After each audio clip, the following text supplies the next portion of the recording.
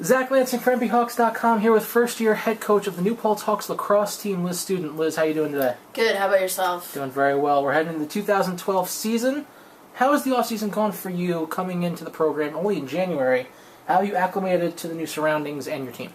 It's going really well, mostly because the team has been very excited and very willing to kind of buy what I'm selling, and they've had a great attitude through all of preseason. We've done a lot of new things and a lot of things that they're not necessarily used to, and they've kind of just trusted me, and they've been working really hard, and it's starting to really show, and they're starting to see how good they really are.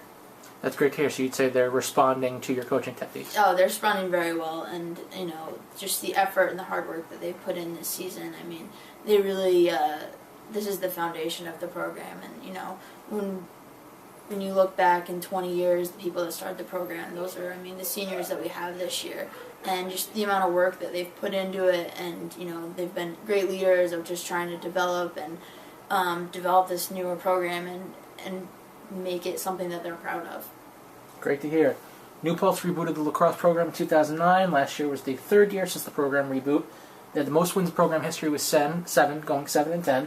What positives have you been able to distinguish from that season and from the players? It's definitely something where the team's on an upward trend, which is really important when you're kind of rebooting a program.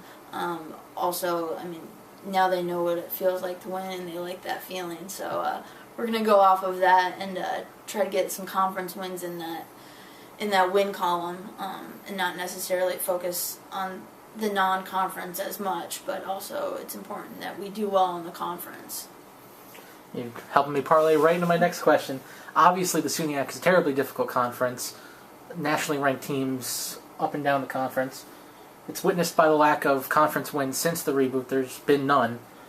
How do you coach and prepare your team to compete in such a difficult conference? I think we're using the non-conference to get ready. I think last year they peaked a little bit too early. They started 5-0, and then it was kind of downhill from there. But using that non-conference, not necessarily to be ready for it, but using it to grow towards the conference and get better all throughout this next part of the season, this non-conference schedule that we play, so that when we get to conference, we're a little bit more prepared. But yet they're not burnt out, but they feel like they're ready to go.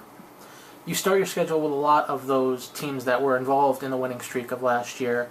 Do you think that helps you or the team more in getting prepared for the season? I think it helps us in different ways. Hopefully it will help them gain a little bit of confidence we are doing so many new things this year, and they'll start to see it work. And I think just last week they started to see some of those concepts and on the practice field, and that they will help lead to those wins in conference. But we can't necessarily focus on that. We just have to focus on that day and what we're going to accomplish that day. As for me, it kind of gives me a little bit more time to get them ready for the conference and, put those things in place, put the offenses in, and have them run those offenses against other teams.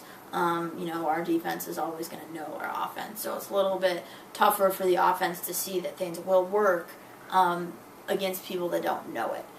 So it kind of helps both of us, just in a little bit of different ways. Okay. Do you have more of an offensive or defensive primary mindset for the team, or as a coach in general, or do you feel it's going to be more of a balanced attack? It eventually will be very balanced. Right now our defense is a bit younger than our offense, so we've really focused a lot more on defense. We've also put in a team defense that is different than anything that they've run before, everybody plays defense. As soon as the attack loses the ball, they're on defense.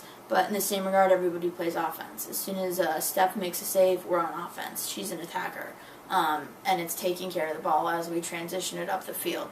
So we've focused a lot on defense, but it's helped our offense, and it will help the program grow, having those fundamental defensive concepts to kind of lead the way. You got to get the ball in order to play offense with it. So it's getting the ball, transitioning the ball, and then, giving it to the attack, which will then score. Are you expecting more people to play more minutes then, since there will be such an up and down pace to the field? Yes.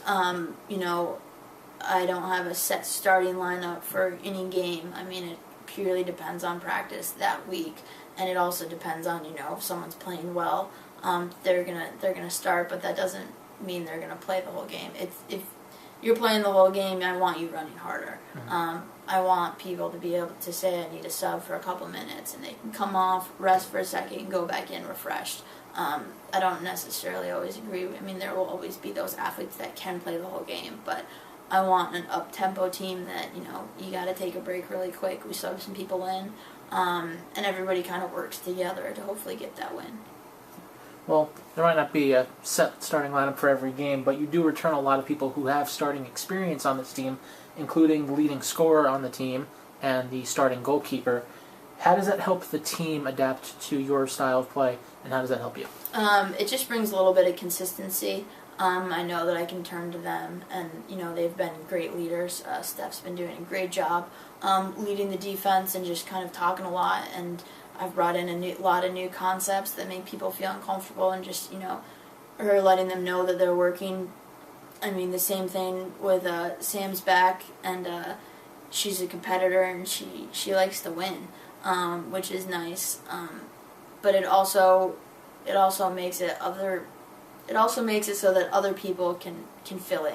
They don't feel like they're set in a spot. I didn't see them play last year. I have no idea what happened last year. So it kind of gives everybody a fresh start, that they don't have to feel like they're in a box, and they can play hard, and that's all I know from them. So overall, what are your goals for the season, both as a team and as a first-year head coach?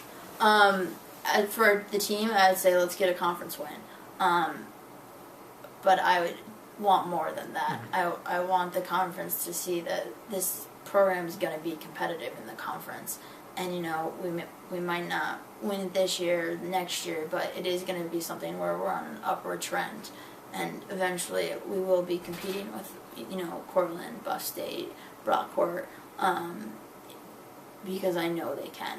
And it's just giving them the confidence and the resources to play at that high level. As a first-year head coach, it's giving them more than they've ever had. Just making sure when the season ends that I know that they had all the resources and I gave them everything that I could in order to do as well as they could. All right, thank you very much, Liz. People who are watching this video, if you weren't able to meet Liz, we have a feature from January that we will link. 10 questions with Liz, done by Brian Savard. Very nice piece. Thank you, Liz. Good luck in the 2012 season. Thank you very much.